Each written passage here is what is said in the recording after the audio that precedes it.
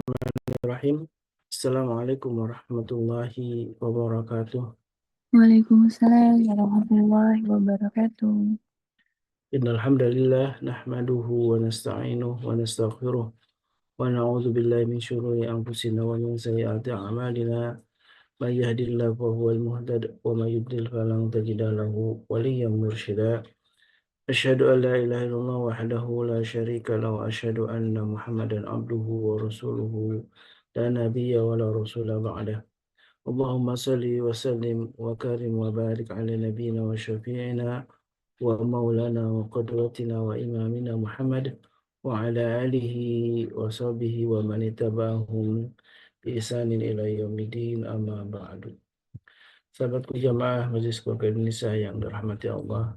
Alhamdulillah wa syukurillah di pagi ini Allah masih melimpahkan banyak kenikmatan untuk kita semua yang wajib kita syukuri. Nikmat yang Allah bangunkan kita dalam keadaan sehat walafiat dan Allah mampukan kita untuk terus berzikir kepadanya, ya.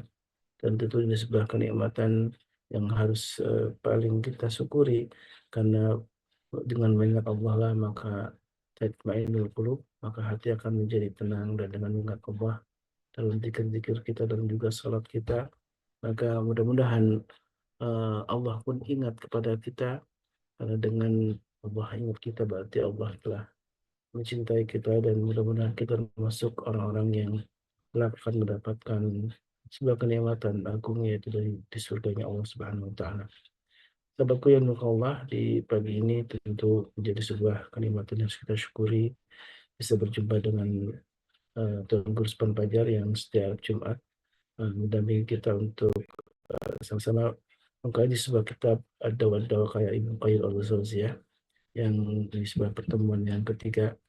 Mudah-mudahan Allah memudahkan kita untuk terus mengkaji salah satu warisan kitab yang agung ini, yang mudah-mudahan uh, kita bisa mempelajari dan juga bisa mengamalkannya.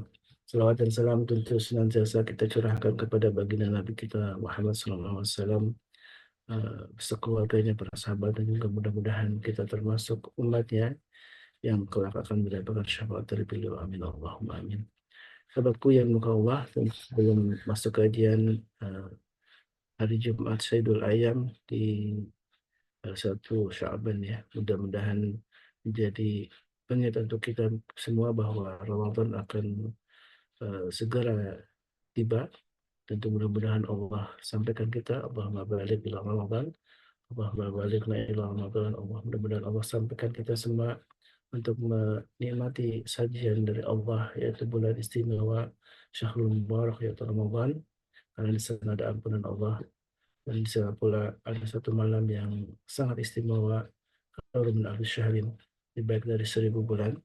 Dan tentu untuk mempersiapkan masuk ke Ramadan, tidak lupa setiap pagi terus kita akan mengikuti satu kajian-kajian ilmu, dan juga tentu bersedekah pagi menjadi salah satu amalan yang rutin. Dan mudah-mudahan amalan ini pula Allah terima semua amal kita, dan juga Allah sampaikan kita ke Ramadan. Dan insya Allah di pagi ini kita akan melanjutkan satu kajian dengan tema eh, bencana maksiat, gitu ya. Dampak besar dari maksiat itu apa yang justru akan merusak kehidupan kita bersama keluarga kita. Yang insya Allah akan disampaikan, dijelaskan oleh guru kita, Tuan Gus Parman, yang merujuk kepada satu kitab Dawa-Dawa, yaitu obat dan penyakit, gitu ya. Penyakit dan obat yang menjadi terjemahan secara eh, tekstualnya. Tentu obat dari semua penyakit adalah Al-Quran Al-Karim. Wa nazzilna Al-Quran wa syifa. Allah turunkan Al-Quran itu sebagai sebuah syifa. Dan inilah sebuah kajian yang mudah-mudahan kita semua bisa mengaplikasikan dalam kehidupan kita. Dan alhamdulillah guru kita sudah hadir bersama kita.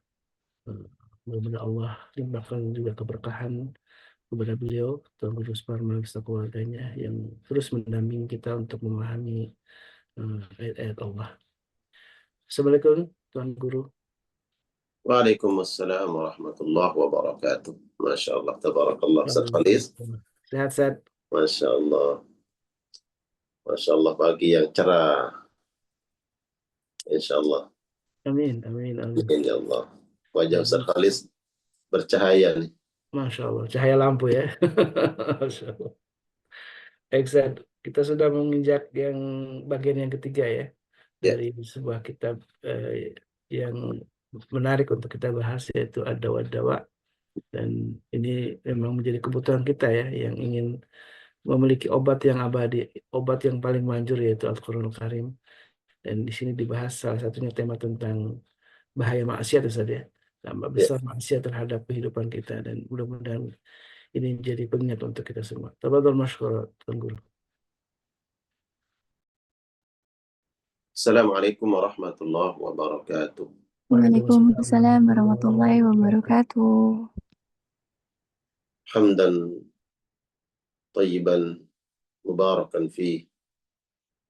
يليق بجلاله وعظيم سلطانه أشهد أن لا إله إلا الله وحده لا شريك له وأشهد أن محمدا عبده ورسوله اللهم صل وسلم وبارك وكرم وأنعم على نبينا ورسولنا وإمامنا وقدوتنا سيدنا مولانا محمد وعلى آله وأصحابه ومن سار على نهجه واستنى بسنته إلى يوم القيامة وبعد. Alhamdulillah wa syukurillah. Puji syukur hanya milik Allah Subhanahu wa Ta'ala. Selawat salam tercurah limpahkan kepada hamba Allah terbaik, hamba Allah yang paling mulia, hadiah terbaik untuk umat Rasul sallallahu alaihi wasallam, adalah Rasulullah sallallahu alaihi wasallam. Semoga kita semua dipantaskan dan layak kelak mendapatkan syafaat beliau di akhirat nanti, masuk surga insyaallah bersama keluarga kita dan orang-orang yang kita cintai bersama Nabi kita Muhammad alaihi salatu wassalam. Apa kabar Ustaz Khalis?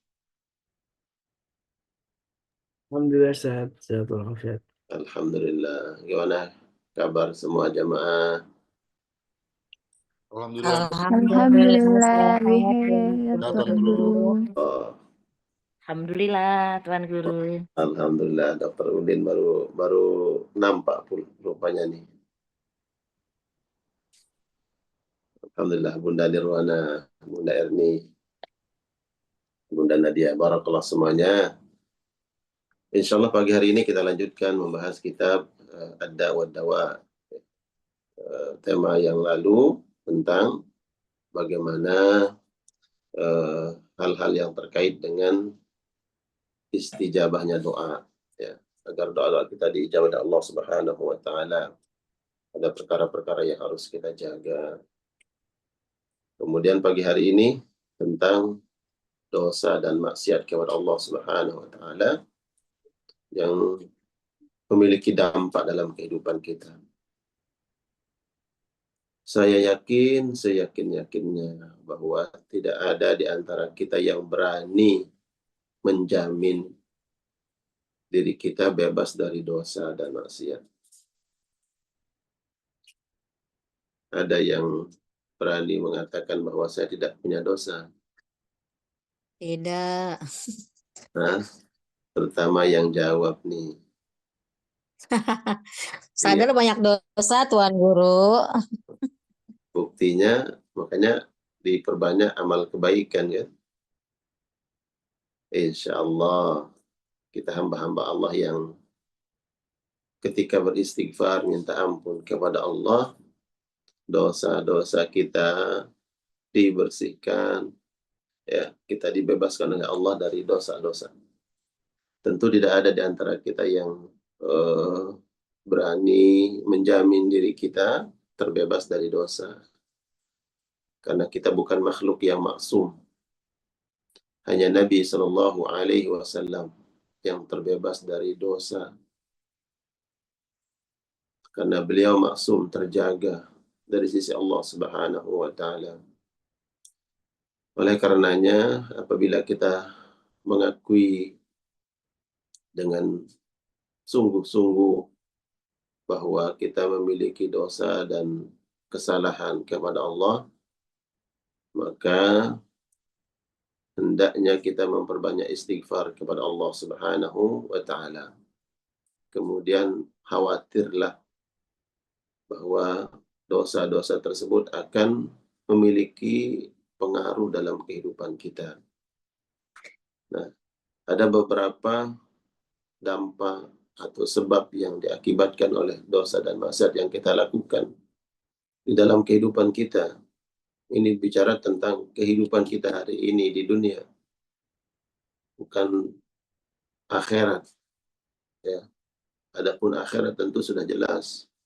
Allah sebutkan barang siapa yang melakukan kebaikan sekecil apapun, dia akan dapatkan balasan pahalanya. Barang siapa yang melakukan dosa, begitu juga sekecil apapun dosa yang dia lakukan, ada pertanggungjawabannya di akhirat nanti. Ini masalah dunia, masalah kehidupan kita. Disebutkan oleh beberapa ulama ya, tentang dampak dosa dan maksiat yang kita lakukan. Terutama yang termaktub dalam kitab ini ya, yang disebutkan oleh Ibnu Qayyim al-Jauziyah. Dampak dosa dan maksiat terhadap diri kita. Pertama,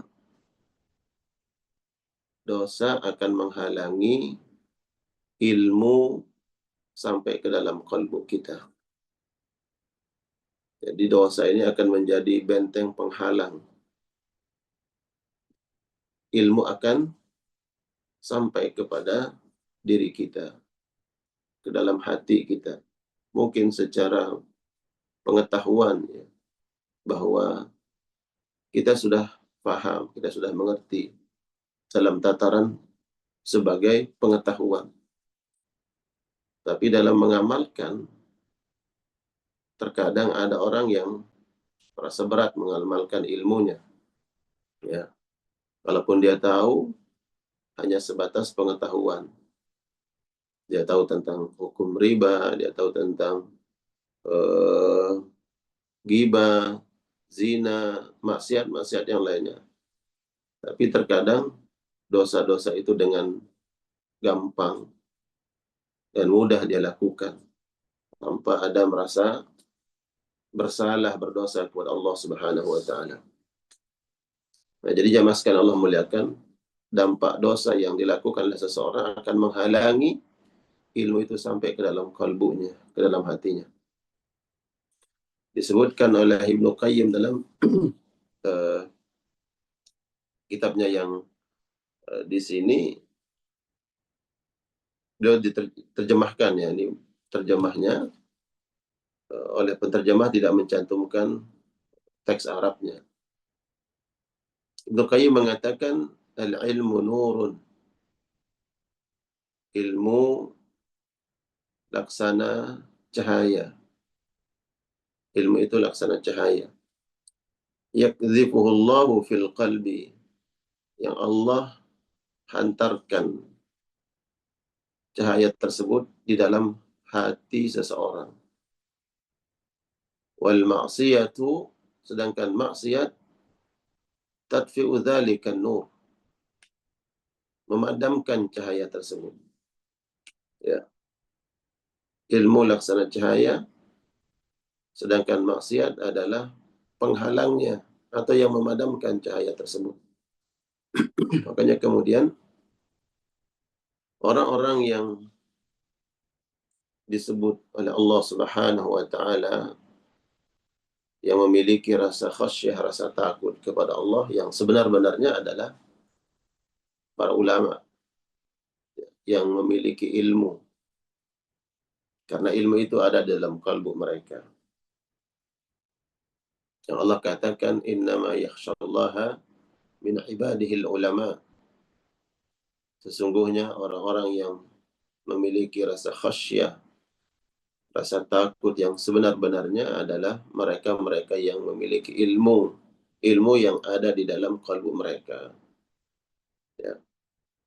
Nah, sedangkan maksiat ini menghalangi datangnya ilmu ke dalam kalbu. Kalaupun kemudian ilmu itu ada pada diri seseorang, kemudian dia lakukan maksiat, maka inilah penyebab Allah Subhanahu wa taala memadamkan cahaya ilmu yang ada di dalam kalbu. Oleh karenanya, Ini nasihat dari Al-Fakir untuk kita semua bahwa sebagai penuntut ilmu di majelis ini, ya, bertahun-tahun tentu kita diberikan kesempatan oleh Allah untuk menimba ilmu dari guru-guru kita, dan ada sahabat-sahabat yang Allah pertemukan kita bersama mereka, maka hendaknya kita berupaya mengamalkan ilmu tersebut. Bagaimana cara mengamalkannya? Kalau kita tahu perkara yang haram, tentu kita berupaya menjauhi apa yang diharamkan oleh Allah, meninggalkannya. Kalau seandainya sudah terlanjur, kita berupaya meninggalkannya. Kalau itu belum terjadi, berupaya sekuat tenaga meminta kepada Allah agar terhindar dari dosa tersebut. Ya. Kemudian disebutkan dampak maksiat yang lainnya adalah menyebabkan terhalangnya kita dari rezeki Allah Subhanahu wa taala. Ya. Terhalangnya kita dari rezeki Allah. Nabi SAW dalam sebuah hadis beliau mengatakan, innal abda la yuhramu rizqa bidzambi yusibuhu. Sesungguhnya seorang hamba akan terhalang dari rezeki yang Allah tetapkan, yang Allah takdirkan untuknya. Bidzambi yusibuhu, disebabkan karena dosa yang dia lakukan. Ya. Kata rezeki ini dijelaskan oleh para ulama, ya. Makna rezeki yang disebutkan oleh Nabi Shallallahu Alaihi Wasallam adalah karunia Allah yang menyebabkan seseorang mendapatkan hayatan thayyibah. Hayat itu kehidupan, thayyibah yang bahagia, kehidupan yang menenangkan, kehidupan yang menenteramkan, itu hayatan thayyibah. Itulah rezeki. Walaupun mungkin ada ahli maksiat, orang bergelimang dosa, pelaku maksiat, tapi Allah berikan karunia dunia. Mungkin secara materi berlebihan, berkecukupan. Tapi itu dalam pandangan Islam itu bukan rezeki. Ya. Itu hanya pemberian nikmat mata'ud dunia. Ya, mata'ud dunia. Sesuatu yang membuat seseorang bersenang-senang di dunia, bersenang-senang. Ya, mungkin saat itu dia senang karena ada hartanya. Ya. Saat itu dia bersenang-senang karena menggunakan fasilitas Allah, bermaksiat kepada Allah. Saat itu dia senang.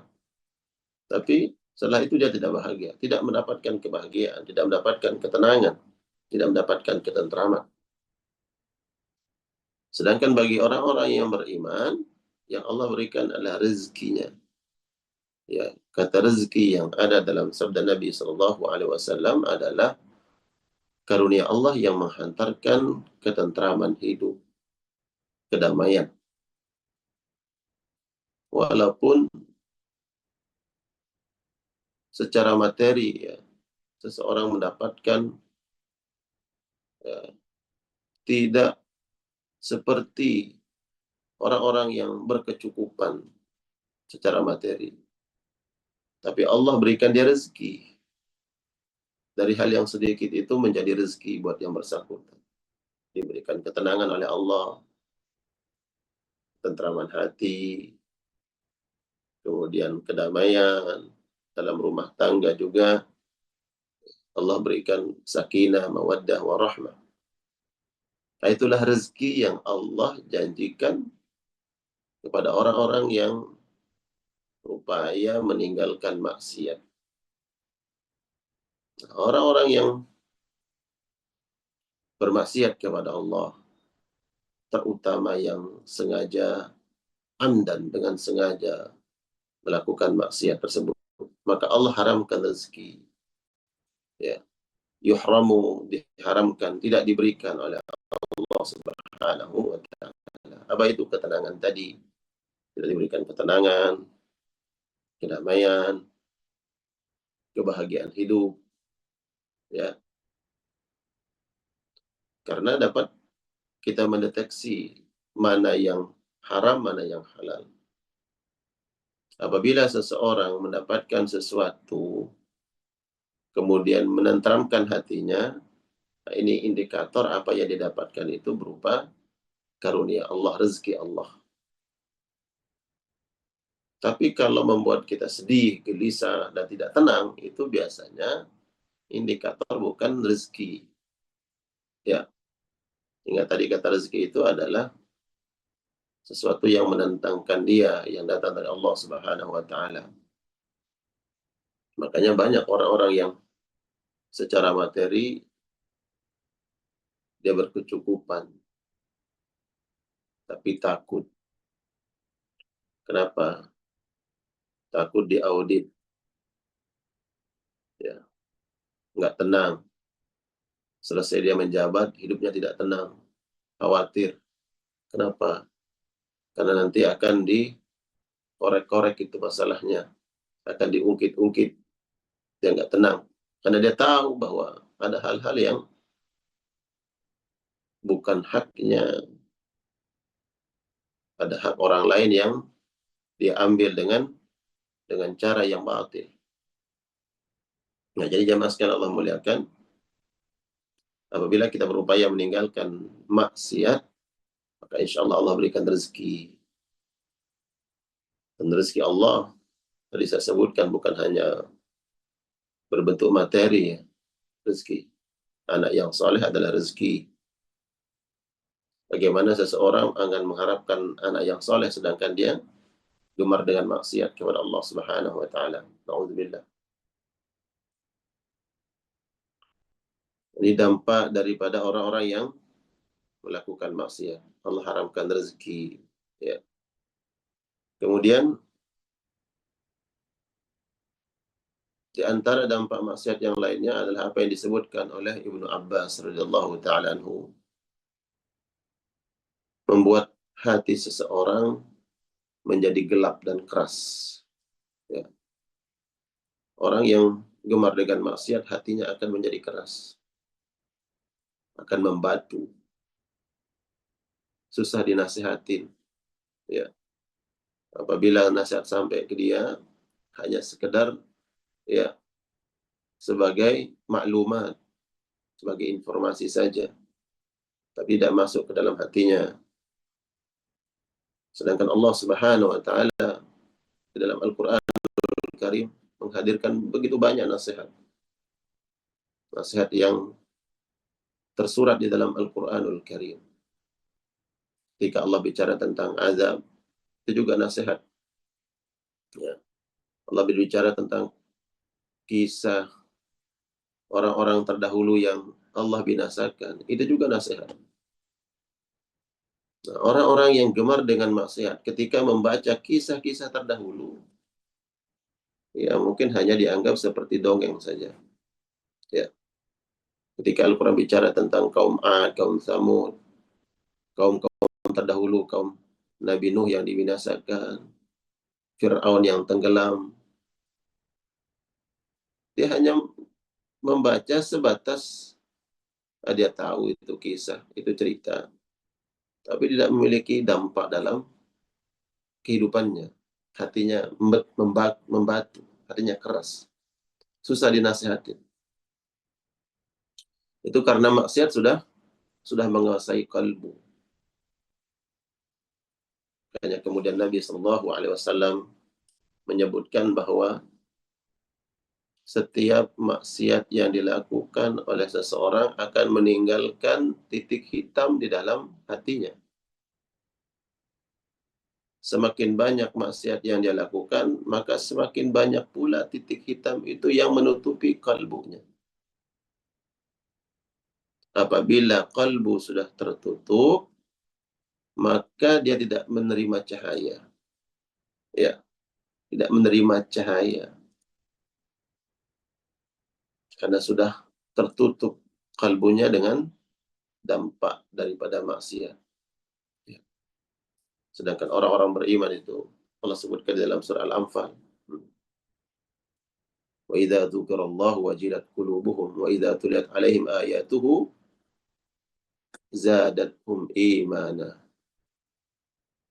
Orang-orang beriman apabila disebut nama Allah, dia mendengar nama Allah, ya, itu bergetar hatinya, ya. Keagungan Allah itu sampai ke dalam kalbunya.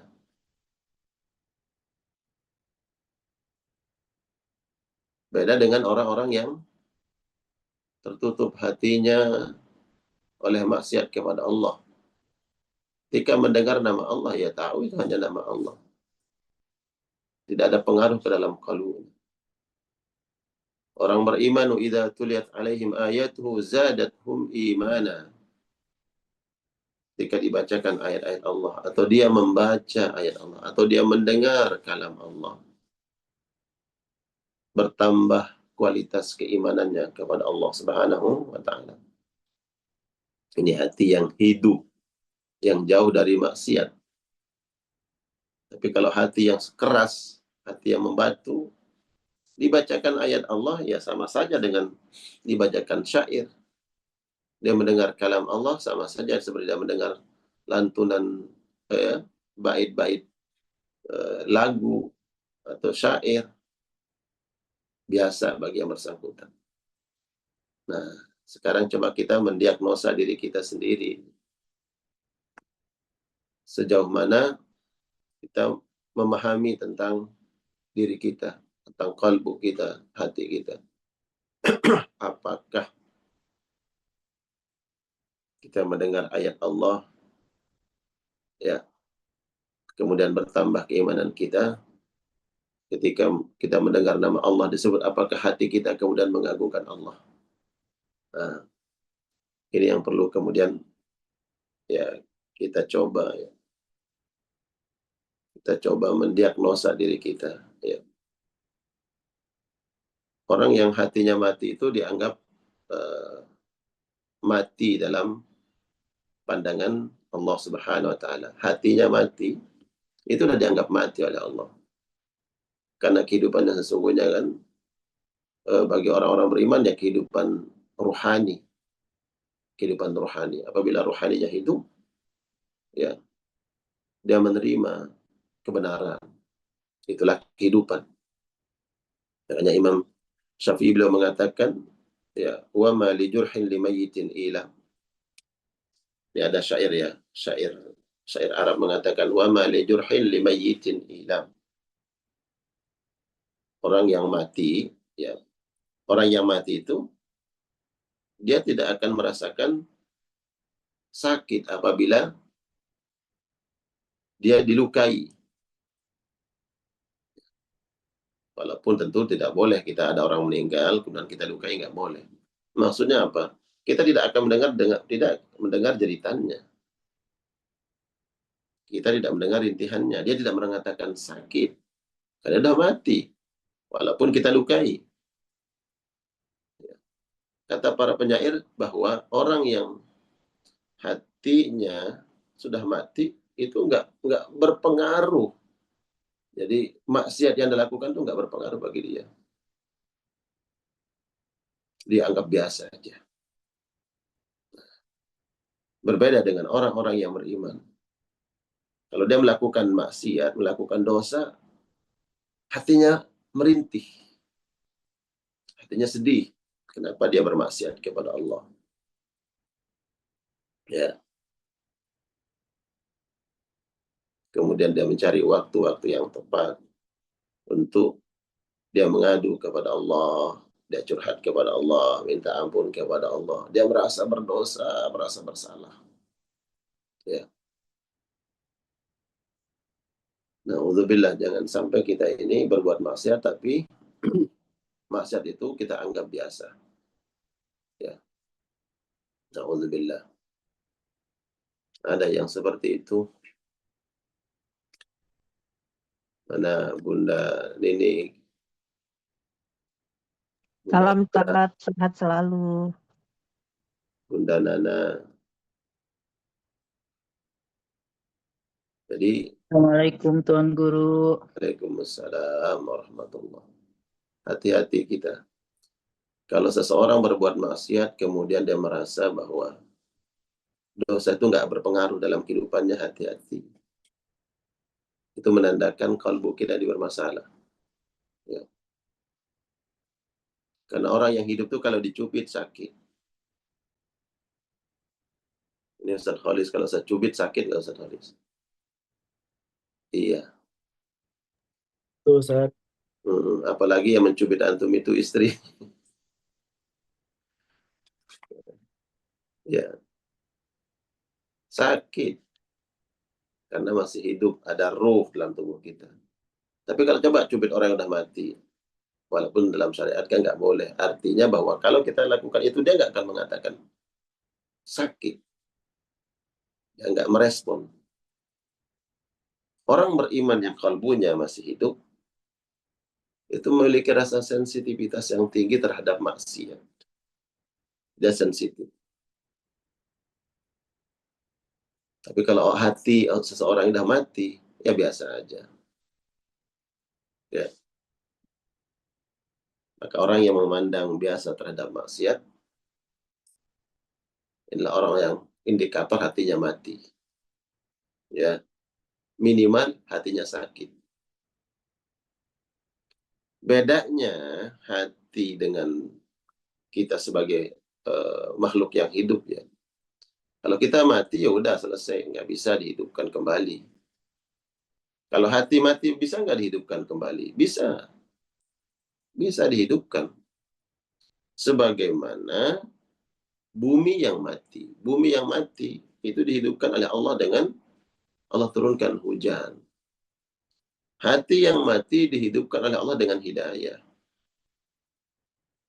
Apalagi sakit. Sakit bisa disembuhkan. Ya. Nah, hati yang mati bisa dihidupkan dengan zikrullah, memberikan nasihat. Ya. Hati yang mati bisa dihidupkan kembali. Ketika bertobat kepada Allah, kembali kepada Allah, maka ini orang yang mendapat hidayah untuk hidupkan hatinya oleh Allah Subhanahu wa taala. Alhamdulillah, jangan ada orang yang di antara kita, kalbu kita ya sakit, kemudian kita tidak sembuhkan. Na'udzubillah, hati seorang mati, kemudian dia meninggal dunia, belum bertobat kepada Allah Subhanahu wa taala. Orang beriman memandang dosa seperti gunung yang sangat besar. Gunung besar yang akan menimpa dia. Dia takut, dia khawatir. Beda dengan mujrim, pelaku maksiat yang sudah terbiasa dengan maksiat. Maka ketika dia melakukan maksiat, dia anggap seperti seekor lalat yang hinggap di wajahnya, dan mudah dia akan usir. Nggak ada rasa kekhawatiran. Ya. Itu kemudian kita diingatkan oleh para ulama bahwa apabila engkau berbuat maksiat sekecil apapun, maka jangan pandang maksiatnya. Lihatlah siapa yang kau maksiati, yaitu Allah Subhanahu wa taala. Nah, itu juga berlaku kepada kebaikan. Sekecil apapun kebaikan, jangan pandang kecilnya. Tapi lihatlah perintah siapa yang kau laksanakan. Yaitu perintah Allah Subhanahu wa taala. Maksiat jangan remehkan, lihatlah siapa yang kita bermaksiat kepadanya, yaitu Allah. Ya. Jadi dampak maksiat yang disebutkan oleh Ibnu Abbas adalah maksiat akan membuat hati menjadi gelap, ya, menjadi keras. Sebaliknya kata beliau, innalil hasanati dhiya'an fil wajhi wa nuran fil qalbi. Kebaikan akan membuat wajahmu bercahaya. Nah, wajah bercahaya ini apakah bercahaya nampak ceria, nampak bahagia. Ya. Disebutkan bahwa memang kebaikan yang kita lakukan itu akan nampak pada wajah kita. Coba sedekah sekarang. Ya, coba sedekah terhadap orang yang sangat membutuhkan. Kemudian kita kasih. Orang itu bilang, Alhamdulillah, ya Allah, terima kasih. Ya, dia senang banget atas kebaikan yang kita lakukan. Coba lihat kemudian orang yang melakukan kebaikan itu. Apakah dia terlihat muram atau ada kebahagiaan di wajahnya. Saya yakin bahwa akan nampak kebahagiaan di wajahnya. Iya, karena saya ingin mengatakan energi ya, pengaruh ya. Pengaruh kebahagiaan orang yang mendapatkan kebaikan dari kita itu akan sampai ke kita. Kalau orang itu senang, maka yang bersedekah pun akan senang. Kesenangan itu diwakili oleh wajah kita. Betul. Orang marah itu nampak. Nggak perlu dia berkata-kata, nampak dia marah. Coba marah Ustaz Khalis. Atau marah kelihatan dari wajah. Nggak perlu ngomong. Makanya istri antum kan tahu antum marah walaupun nggak ngomong. Betul nggak Ustaz Khalis? Antum nggak ngomong, nggak ngapa-ngapain. Sampai rumah kemudian bilang, Pak, ada apa? Bi, ada apa? Lalu antum belum ngomong apa-apa. Kata Bunda Nadia betul. Ya, Bunda Nirwana betul ya. Padahal suami belum ngomong apa-apa, tapi udah ketahuan di wajahnya. Dia lagi marah. Emang Umi salah apa? Padahal belum ngomong suaminya. Begitu juga kalau antum sedih. Ya, nampak di wajah. Kesedihan itu di kalbu. Kesedihan itu di hati. Tapi dinampakkan oleh wajah kita. Begitu juga kebahagiaan. Senangan. Melakukan kebaikan. Kemudian kita melihat ada orang yang senang terhadap kebaikan kita. Kita pun akan senang. Kita akan bahagia. Itu nampak dalam wajah. Seperti itulah kira-kira yang dimaksud oleh Ibn Abbas. Inna lil hasanati diya'an fil wajhi. Kebaikan itu akan menghadirkan cahaya di wajah. Ya. Sebagaimana wali sayyiati sawadan fil wajhi. Dosa itu juga akan berpengaruh, akan nampak di wajah kita. Bagaimana dosa itu akan berpengaruh di wajah kita. Orang berbuat maksiat kemudian tadi saya sebut, dia takut. Takut diketahui orang, ya kan? Iya. Takut terbongkar rahasianya. Itu dampak maksiat, ya. Kemudian apakah secara hissi memang akan membuat wajah seorang glowing? Jadi orang yang sering melakukan kebaikan itu akan Allah nampakkan ya cahaya dalam wajahnya. Ya. Pernahkah ketemu dengan seseorang yang kemudian baru kali ya pertama kita ketemu tapi ternyata akrab dengan orang, merasa akrab, merasa dekat. Jadi ngelihat wajahnya ini orang baik. Saya dapat nasihat dari guru saya dulu ya. Ada hal yang kau tidak bisa rahasiakan. Rahasiakan terhadap orang-orang yang dekat dengan Allah, orang-orang soleh. Orang-orang soleh. Ya tentu hanya Allah tahu perkara gaib ya. Tapi orang soleh itu ya Allah berikan keistimewaan karena kebaikannya, karena ibadahnya, kedekatannya kepada Allah. Apa yang tidak bisa disembunyikan? Dosa. Jadi kalau kita nih bertemu dengan orang soleh tapi banyak dosa yang kita lakukan. Biasanya bukan dia tahu perkara gaib ya, tidak. Tapi ada tanda-tanda yang dia bisa baca dalam seseorang. Orang soleh ya wali-wali Allah. Orang yang dekat dengan Allah. Definisi wali itu orang yang dekat dengan Allah. Sehingga kalau kita datang kemudian minta nasihat saja, terkadang sudah dikasih tahu, udah kamu amalkan ini saja nih. Gitu. Kamu amalkan ini saja. Karena bisa saja amalan itu untuk mengikis dosa-dosa dia. Nah, dilihat di wajahnya, kamu ini kayaknya banyak maksiat nih, banyak dosa gitu. Ya. Kata Ibn Abbas begitu, keburukan itu nampak di wajah. Ya. Bisa dibaca oleh orang-orang yang soleh. Tapi ingat, bukan membaca perkara gaib ya. Bedakan nanti ada dukun yang bisa baca, bukan begitu. Ya. Zulmatan fil qabri wal qalbi. Kata Ibnu Abbas, dosa itu akan membuat mengakibatkan kegelapan di dalam alam barzah dan kegelapan di dalam hati. Kegelapan di dalam hati. Dosa dan maksiat.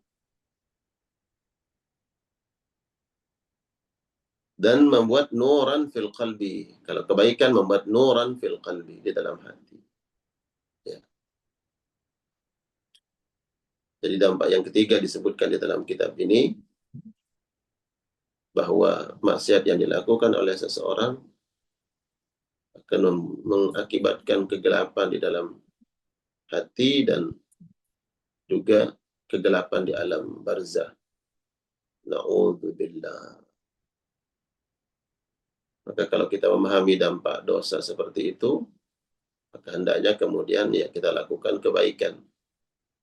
Yang juga kemudian ada dampaknya, ada pengaruh kebaikan yang kita lakukan. Itu menjadi cahaya di dalam hati dan menjadi cahaya di alam barzah. Dalam barzah. Ya. Kemudian dampak berikutnya disebutkan adalah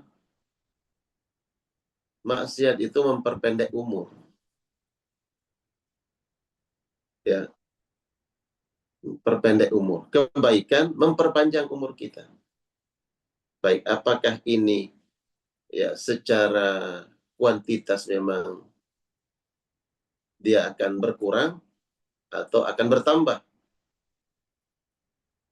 Maksiat akan mengurangi umur kita secara kuantitas, ya hitungan. Kalau umpamanya orang ditakdirkan oleh Allah Subhanahu wa taala usia 60 tahun. Tapi orang ini kok sangat lekat dengan maksiat ya, belum mau bertobat. Hanya umurnya jadi pendek. Jadi 55. Apakah seperti itu atau ada makna yang lain?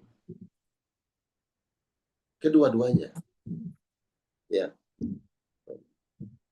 Bahwa Nabi Shallallahu alaihi wasallam, ya Ibnu Qayyim mengatakan, annal ma'asi tukassirul umra. Sesungguhnya maksiat itu memperpendek umur. Ya. Kalau di dalam hadis Nabi tentang ada hal yang memperpanjang usia kita, yaitu silaturahmi, ya kan? Barang siapa man yassarhu an yubsitalahu fi rizqi wa yunsalahu fi athari falyasil rahimah. Siapa yang ingin dibukakan pintu-pintu rezeki oleh Allah dan dipanjangkan usia dan umurnya, sambunglah silaturahmi. Nah, apakah diperpanjang umur itu adalah tadi, apakah bisa diperpanjang secara hitungan, yang tadinya 60 ditambah umurnya menjadi 65 karena dia menyambung hubungan silaturahmi? Apakah juga maksiat itu bisa memperpendek umur yang tadinya 60 jadi 55? Nah, ini kalau kita cari ya, teliti penjelasan para ulama, kedua-duanya. Maksiat itu bisa memperpendek umur. Bisa nggak kita melogikakan? Kok bisa maksiat itu memperpendek umur? Ini pendapat yang pertama ya, pendek umurnya, dikurangi oleh Allah. Jamaah sekalian, di antara bentuk kasih sayang Allah terhadap hambanya, Allah tidak menginginkan seseorang itu yang banyak dosanya, semakin banyak dosanya nanti yang harus dia bawa di akhirat. Allah ingin mengurangi dosa dan maksiatnya. Makanya pelaku maksiat kemudian dia mati, mungkin mati mengenaskan dan sebagainya, tapi dia beriman, dia Islam, dia masih sholat, ya, dia masih melakukan kebaikan, tapi ada dosa maksiat yang dia lakukan. Ya. Allah tidak menginginkan seseorang itu semakin banyak tumpukan-tumpukan dosanya. Ini sehingga Allah takdirkan ya, walau kita nggak tahu takdir, Allah takdirkan kemudian ya udah diperpendek aja umurnya. Kenapa Allah perpendek? Kenapa Allah kurangi? Karena kalau nanti diperpanjang umurnya semakin banyak dosa yang dia lakukan. Ya udah diperpendek aja, dikurangi umurnya. Ya. Begitu juga kebaikan, ya kan? Kebaikan bisa memperpanjang umur kita. Kenapa? Karena Allah menginginkan sebanyak-banyaknya kebaikan bisa kita bawa di akhirat nanti. Umurnya 60 ditakdirkan oleh Allah. Karena kita nggak tahu takdir ya. Ada takdir yang bisa dirubah. Siapa yang merubahnya? Allah. Ikhtiarnya siapa? Makhluk. Ikhtiarnya makhluk. Kalau kemarin kaitannya dengan doa, ya itu bagian dari ikhtiar itu ya doa.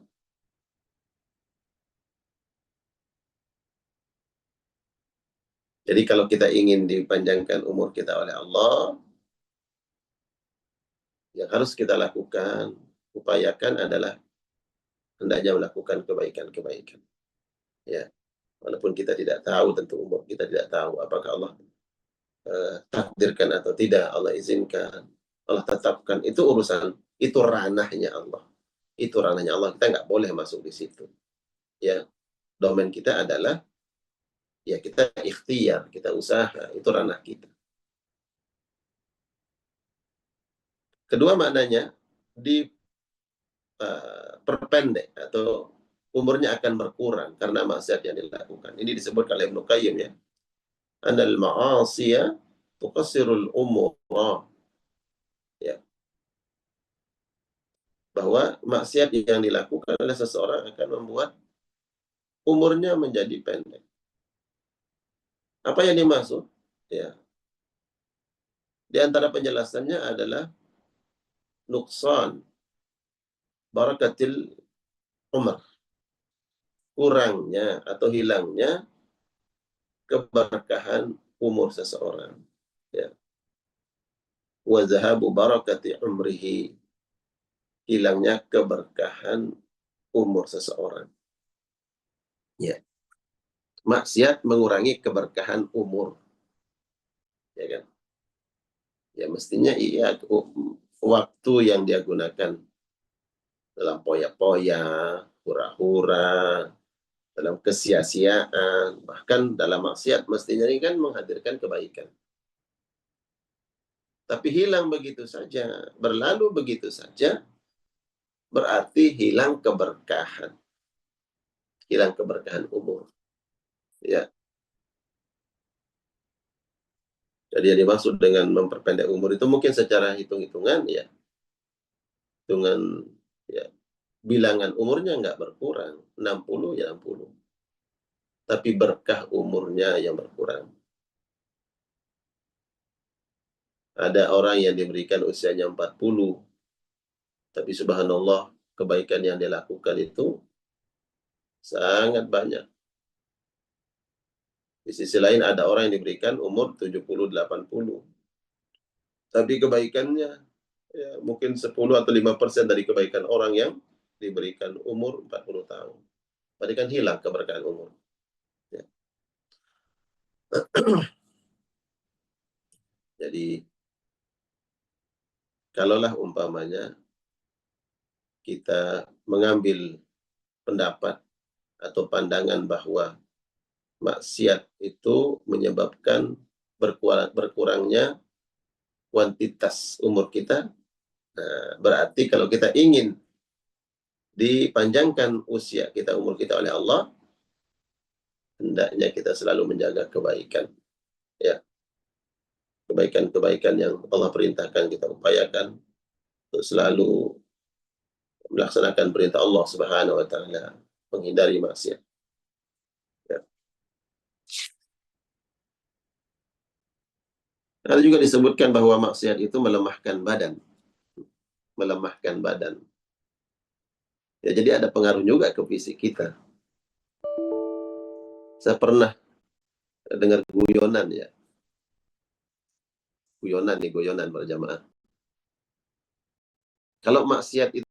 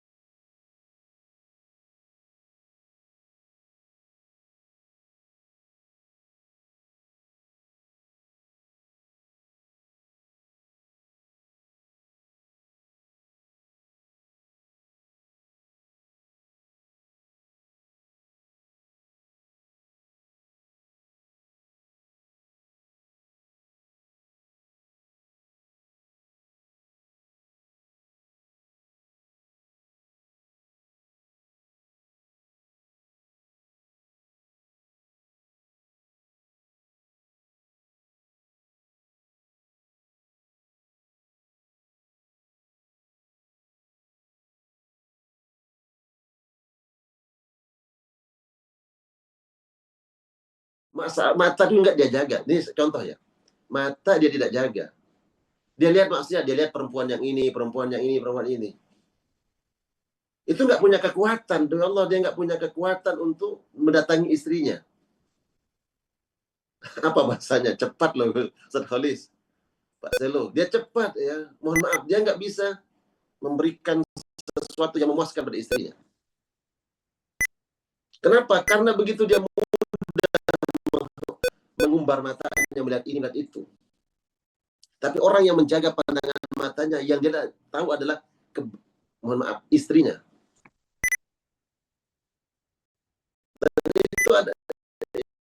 Itu ada pembuktiannya, adalah secara ilmiah bisa dibuktikan itu. Mohon maaf, ada dosa kemaluan ya, ada dosa kemaluan. Ini kan bicara maksiat ya kan, banyak maksiat itu. Maksiat mata tadi, membuat orang lemah loh. Orang yang tidak menjaga pandangan matanya akan membuat lemah. Ustaz Khalis. Makanya orang beriman itu harus menjaga pandangan.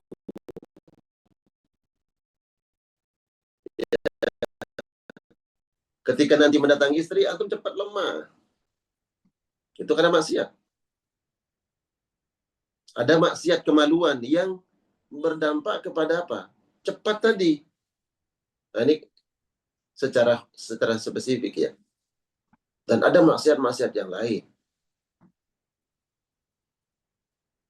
Kenapa orang itu diberikan fisik yang kuat ya?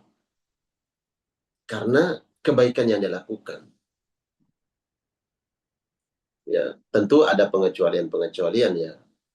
Di antara yang kita temukan, ulama yang selalu menjaga qiyamul lail, salat malamnya, itu kan kebaikan ya. Kebaikan yang dia jaga. Dia menjaga qiyamul lail, salat malamnya. Subhanallah. Fisiknya diberikan sehat oleh Allah Subhanahu wa taala. Itu karena kebaikan. Ya, ibadah yang dia lakukan. Orang yang akrab dengan maksiat, melihat sesuatu yang diharamkan oleh Allah, Allah lemahkan akalnya. Iya. Itu kan kelemahan. Allah lemahkan akalnya. Allah akan lemahkan ingatannya. Itu kan kelemahan. Itu penyakit, ya kan? Dari maksiat. Ya. Jadi kebaikan atau ibadah-ibadah yang hubungannya dengan Allah Subhanahu wa taala, hubungannya dengan manusia, itu akan membuat seseorang menjadi sehat.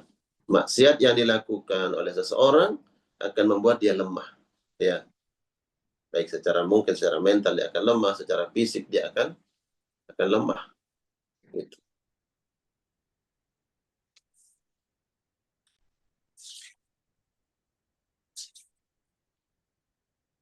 Jadi makna tadi ya, memperpanjang umur itu, ya kita tidak tahu takdir Allah terhadap diri kita. Ya. Tapi ulama menjelaskan bahwa ketika seseorang melakukan kebaikan, Allah kemudian berkehendak merubah takdirnya. Takdir diperpanjang umurnya karena kebaikan yang dilakukan. Begitu juga karena maksiat yang dilakukan, Allah berkehendak merubah takdirnya. Udah diperpendek aja usianya. Karena kalau nanti diberikan umur panjang, makin banyak maksiat yang dilakukan. Ya.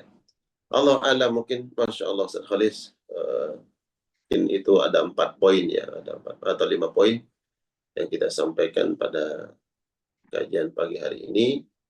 Dampak dari maksiat atau dosa yang dilakukan oleh seseorang. Yang pertama, menghalangi seseorang mendapatkan ilmu. Yang kedua, terhalangnya seseorang dari rezeki Allah Subhanahu wa taala. Ingat makna rezeki tadi.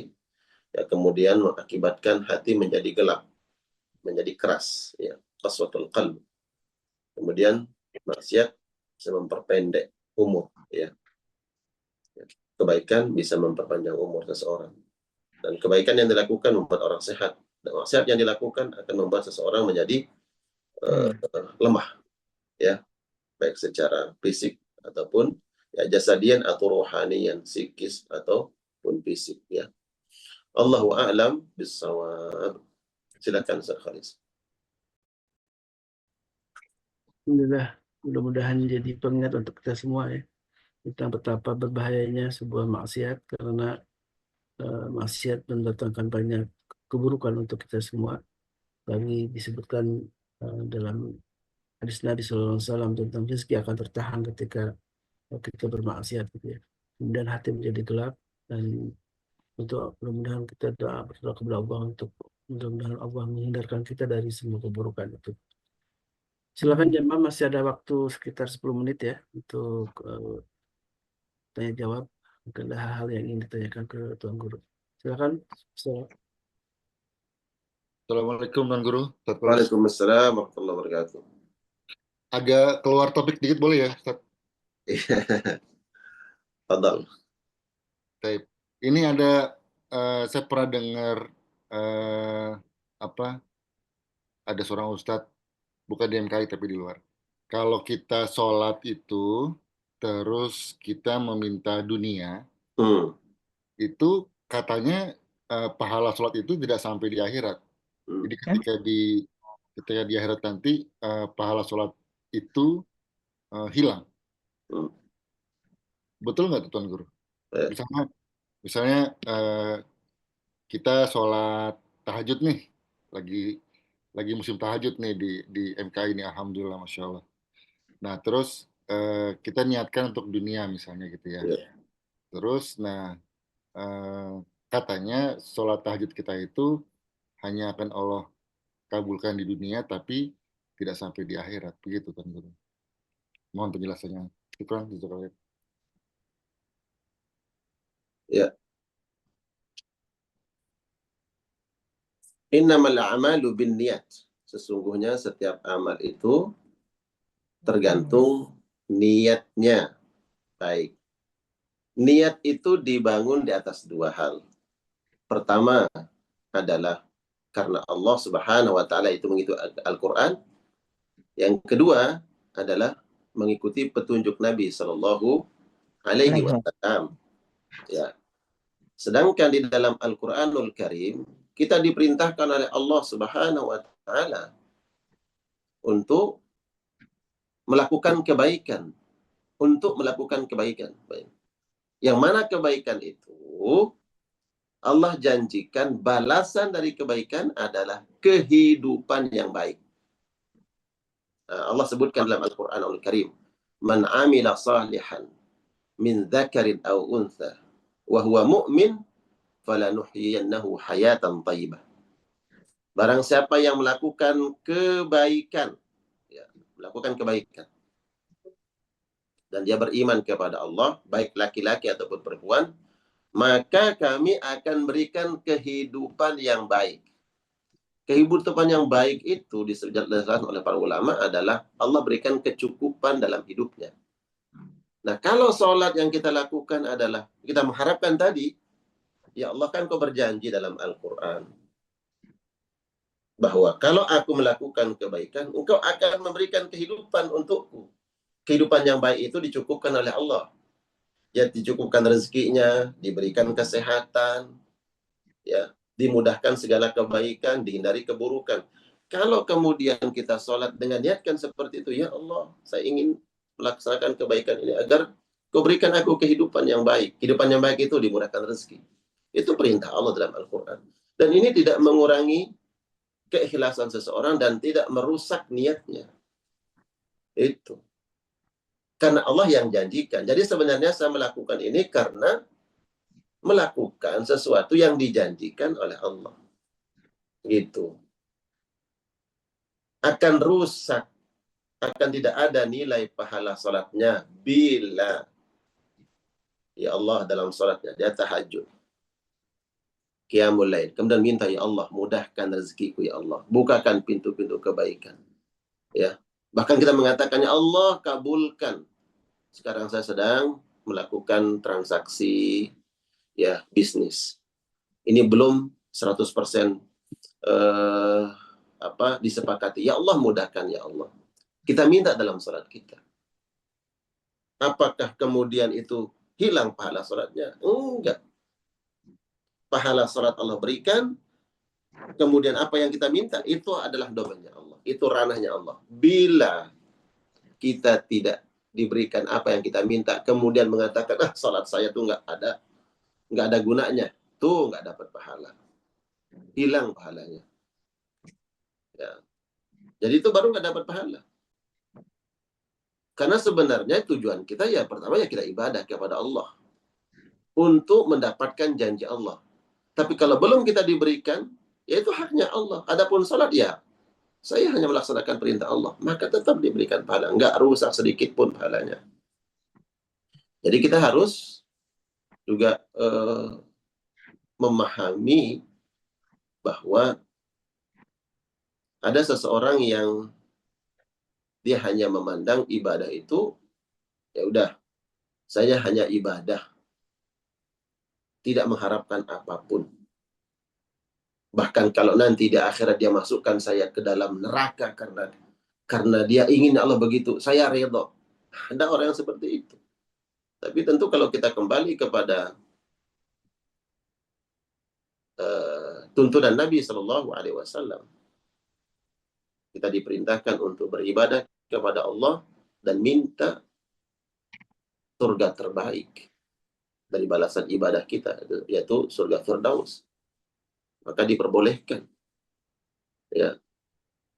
Jadi nggak masalah Pak Selo, bahwa seseorang beribadah kepada Allah dengan dia niatkan agar Allah mudahkan rezekinya, ya, dimuluskan proyeknya, usahanya, nggak apa-apa.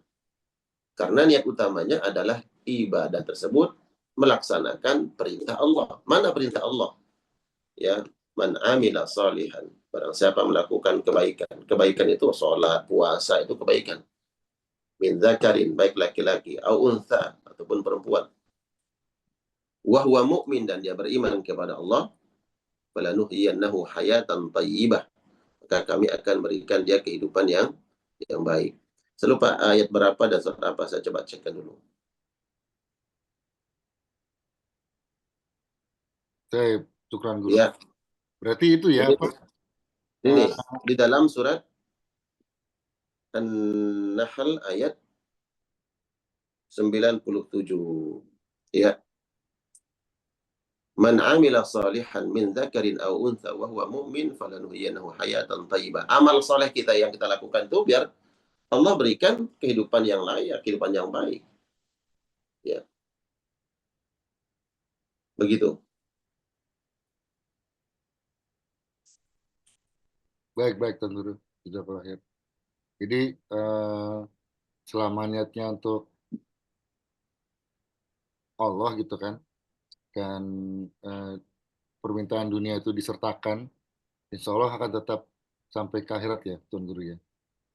Ya, insyaallah ta'ala. Yang terpenting adalah tadi saya sampaikan ya.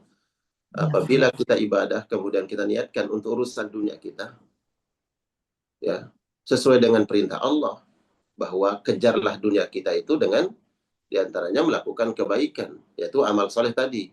Kan kehidupan hayatan thayyibah, kehidupan yang baik, kehidupan dunia loh, bukan kehidupan akhirat.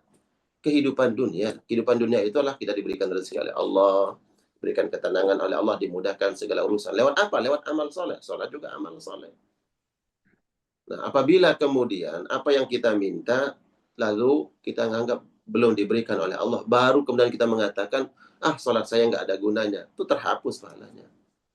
Karena berarti yang tujuan utamanya adalah dia ingin mengejar dunia, itu tujuan utamanya. Ya. Dia orang melakukan kebaikan untuk mengejar dunia, ya, sebagaimana janji Allah, itu dia jadikannya sebagai wasilah saja. Ini perantara saja, ya. Kemudian sampai atau tidak sampai, dapat atau tidak dapat, itu urusan Allah. Ini hanya wasilah, laksanakan perintah Allah. Nah, orang yang tadi rusak niatnya apabila bahwa tujuan utamanya adalah dia hanya mengejar dunia, tujuan utamanya. Kemudian kalau dia didapatkan itu, dia menganggap bahwa wasilah itu nggak ada manfaatnya. Nggak ada gunanya saya sholat, ya udah capek qiyamul lail, capek istighfar, ya. Toh juga gini-gini aja. Nah, itu yang ibadah itu kemudian nggak ada nilainya di hadapan Allah Subhanahu wa taala. Ya. Iya. Juga terkait dengan surat Al-Ikhlas kan Tuan Guru ya. Allah sebagai As-Somad gitu ya. As-Somad, Allah tempat meminta. Ya. Ya. Lalu bagaimana cara kita meminta kepada Allah? Ya lewat kebaikan. Kebaikan apa? Doa. Itu kebaikan, itu ibadah. Betul. Sholat itu kebaikan, ibadah. Lewat sholatlah kita minta wasta'inu bis sabri. Mintalah kepada Allah dengan wasilah sabar dan sholatmu. Ya. Jadi lewat sholat kita minta kepada Allah dimudahkan segala urusan. Ya. Kalau kita naik level bahwa ya mengatakan bahwa ya Allah, saya tidak lagi membutuhkan apa yang untuk dunia saya. Saya beribadah hanya untuk Engkau ya Allah. Saya nggak mengharapkan itu. Ada levelnya lain itu. Ya. Begitu ya. Barakallah. Ya, barakallah fitan Guru. Jazakallah. Baik. Satu pertanyaan lagi ya. Kesempatan dibuka sebelum ditutup. Karena ini kitab ini sangat penting sekali ya. Saya baca beberapa bagian salah satunya tema tentang doa dan maksiat ini saja. Memang luar biasa ya ketika kita meminta kebaikan kepada Allah, tapi lupa untuk beramal ma'ruf nahi mungkar. Bahkan ketika Allah mengutus para malaikat untuk menghancurkan sebuah kaum, kemudian walaupun ada orang yang sholat di sana, tapi dia lupa untuk amal ma'ruf nahi mungkar, maka kaum itu pun akan dihancurkan bersama orang itu saja. Nah, ini pentingnya kita peduli juga dengan kemaksiatan yang dilakukan oleh orang lain untuk dengan cara mengingatkan. Udah Nadia, dan yang terakhir silakan. Assalamualaikum warahmatullahi wabarakatuh. Waalaikumsalam. Guru, ini tentang berdoa. Ada yang bilang doa itu harus paksakan menangis gitu. Nah, ini gimana menurut Tuan Guru? Itu dipaksakan nangis kan nggak? Jadi nggak pakai hati gitu. Kadang ada orang yang suka bilang saya agak susah nangis gitu katanya gitu. Iya. Gimana Tuan Guru? Baik. Doa ini kan sebenarnya hubungan kita dengan Allah. Kita coba menyampaikan semua asa, semua rasa, hajat kita lewat apa? Lewat kalbu kita kepada Allah Subhanahu wa taala. Nah, Kita berupaya untuk khusyuk dalam doa. Sekhusyuk-khusyuknya dalam doa kita. Nah, kalau kemudian karena khusyuknya seseorang, kemudian dia menangis, ya alhamdulillah.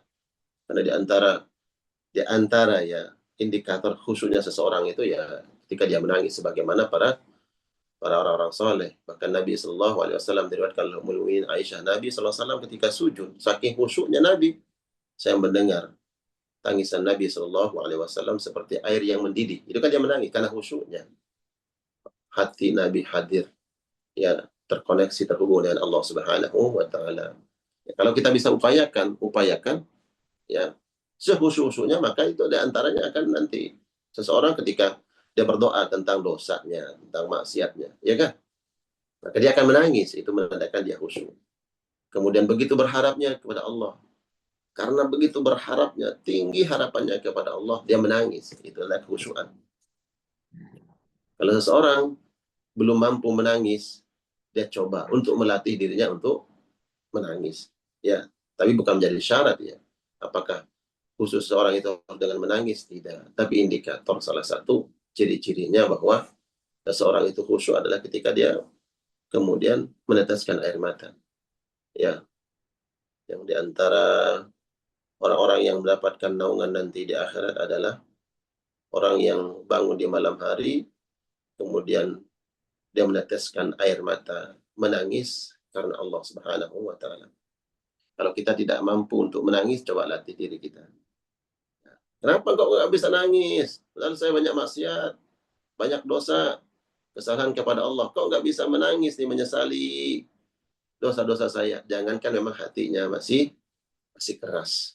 Kalau nggak bisa menangis, latih diri kita untuk menangis. Nggak bisa, Ustaz. Begini aja. Tangisilah dirimu, kok nggak bisa menangis atas dosa-dosamu. Gitu aja. Ya, tangisi diri kita nih. Berarti ibarat seseorang sakit. Nih kita kalau sakit yang sangat kronis gitu ya. Kan sedih mestinya. Ada orang, subhanallah, na'udzubillah min dzalik. Ada orang yang tiba-tiba diponis, kamu ini sudah stadium 4 ternyata penyakitnya. Dia sampai menangis. Sedangkan hati yang sakit, hati yang keras itu sebenarnya lebih berbahaya dari itu. Lebih berbahaya. Nah, kalau kita pandang seperti itu, maka menangislah, tangisi diri kita yang sudah hati kita sakit di atas, bukan stadium 4 lagi. Hati yang membatu, tangisilah itu. Gitu. Kalau kau nggak bisa menangis, tangisilah dirimu yang tidak bisa menangis. Ya. Ya. Ya. Begitu ya. Iya, Tuan Guru. Oh, tadi juga menyempurnakan ya jawaban untuk pertanyaan Pak Selo tadi ya. Kan di doa tadi kaitannya dengan sholat ya. Sholat itu dalam tasyahud kita diajarkan oleh Nabi Shallallahu Alaihi Wasallam. Bahkan teks doanya diajarkan oleh Nabi dalam sholat ketika tasyahud ya. Allahumma gfirli warhamni wajburni wahdini wa'afini wa'fu anni. Bahkan di situ ada tambah warzuqni. Itu dalam tasyahud. Dalam tasyahud sholat itu warzuqni. Ya Allah berikan aku rezeki.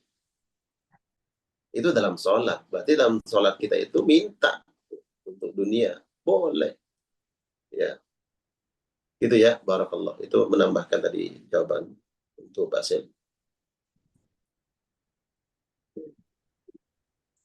Alhamdulillah, jazakallah khairan kasiran Tuan Guru atas nasihat dan pemaparan kitab Ibnu Qayyim ini. Mudah-mudahan jadi rujukan untuk kita makin kita terkoneksi dengan Allah Subhanahu wa Ta'ala, maka hati akan lembut saja. Karena memang ciri-ciri orang beriman itu dalam apa disebutkan, ketika disebutkan nama Allah aja bergetar hatinya gitu kan. Dan ketika dibacakan ayat-ayat Allah maka akan bertambah imannya. Dan itulah salah satu ciri yang disebutkan Allah Al-Quran Al-Karim tentang ciri-ciri orang yang beriman, dan mereka adalah yang khusyuk. Dan orang yang khusyuk tentu tidak akan mungkin mengatakan kok saya tidak bisa menangis gitu ya. Karena tangisan bagi orang yang sudah khusyuk terkoneksi dengan Allah adalah Allah yang sudah turunkan rasa hati bergetar itu dan rasa tenangnya tentunya. Dan Allah yang akan menurunkan ketenangan untuk kita semua. Dan inilah sebaliknya justru orang yang bermaksiat, maka Allah turunkan juga kegelisahan saja. Jadi orang yang gelisah, orang yang apa namanya, kayak ya pusingan yang kemudian tidak berujung, bisa jadi karena maksiat yang kita lakukan. Inilah sebagai muhasabah kita di hari Jumat ini, di Yaumul eh, di Sayyidul Ayam, dan ada hari terbaik yang tentu di waktu terbaik kita yang sudah diajarkan oleh Tuan Guru di pertemuan sebelumnya ya, tentang di hari Jumat ini ada waktu mustajabah, yaitu di menurut para ulama berdasarkan hadis Nabi itu di asar ya Sada, di pada asar, sebuah waktu yang mustajabah untuk kita berdoa. Dan itu amal-amal soleh di hari Jumat ini juga yang harus bisa kita dawamkan, dari mulai kita memperbanyak sholawat, membaca surat Al-Kahfi, dan juga tentu bersedekah menjadi satu amalan yang rutin kita lakukan. Wabil khusus di hari Jumat menjadi hari istimewa kita, karena inilah hari yang tentu ketika Allah bedakan dengan hari-hari lain, maka sesungguhnya kita manfaatkan juga hari ini menjadi hari untuk amal soleh kita, dan mudah-mudahan Allah Subhanahu wa taala menerima semua amal soleh kita. Amin. Dan majlis ini dengan doa, Tuan Guru silakan kita sama mengaminkan. أعوذ بالله السميع العليم من الشيطان الرجيم بسم الله الرحمن الرحيم الحمد لله رب العالمين حمدا يوافي نعمه ويكافي مزيده يا ربنا لك الحمد كما ينبغي لجلال وجهك وعظيم سلطانك اللهم صل وسلم وبارك على محمد وعلى آل محمد اللهم اغفر لنا ذنوبنا اللهم اغفر لنا ذنوبنا ولوالدينا وارحمنا وارحمهم كما ربونا صغارا جميع المسلمين والمسلمات والمؤمنين والمؤمنات الأحياء منهم والأموات اللهم اغفر لنا ما قدمنا وما أخرنا وما أسرنا وما أعلنا أنت المقدم أنت المؤخر وأنت على كل شيء قدير ربنا لا تزغ قلوبنا بعد إذ هديتنا وهب لنا من لدنك رحمة إنك أنت الوهاب ربنا آتنا في الدنيا حسنة وفي الآخرة حسنة وقنا عذاب النار ولك سبحان ربك رب العزة عما يصفون سلام على المرسلين والحمد لله رب العالمين. Barakallah semuanya. Untuk para jamaah, semoga senantiasa diberikan sehat walafiat oleh Allah Subhanahu wa taala. Saya mengajak untuk terus mendukung dakwah guru-guru kita. Sekali lagi saya ingatkan, dakwah guru-guru kita ini disupport, didukung. Lewat apa? Ya di media sosialnya didukung. Ya, yang di IG, yang di FB itu dukung dakwahnya. Ada ustaz ada kita bikin konten, itu silahkan di-share. Ya, konten-konten video pendek itu di-share. Yang ada di saya di IG saya, kemudian di FB itu kan ada video pendek. Itu silahkan dibagi. Yang punya media sosial Facebook, silahkan berkawan dengan saya di Facebook, kemudian share. Ya, bagi itu video-video pendek. Kita sudah buat itu untuk kebaikan. La tahqiranna minal ma'rufi syai'an.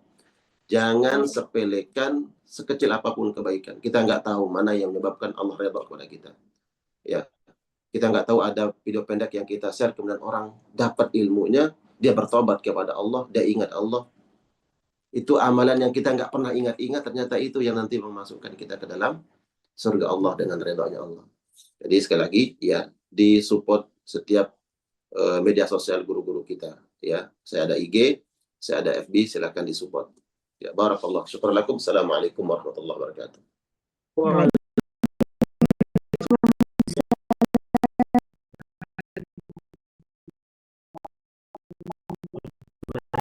Kita tutup majlis dan doa kafaratul majlis. Subhanakallahumma wa bihamdika asyhadu an la ilaha illa anta astaghfiruka wa atubu ilaik. Assalamualaikum hadana wa iyyakum. Wassalamualaikum warahmatullahi wabarakatuh. Waalaikumsalam warahmatullahi اللهم ارحمنا بالقرآن واجعله لنا إماما ونورا وهدى ورحمة اللهم ذكرنا منه ما نسينا وعلمنا منه ما جهلنا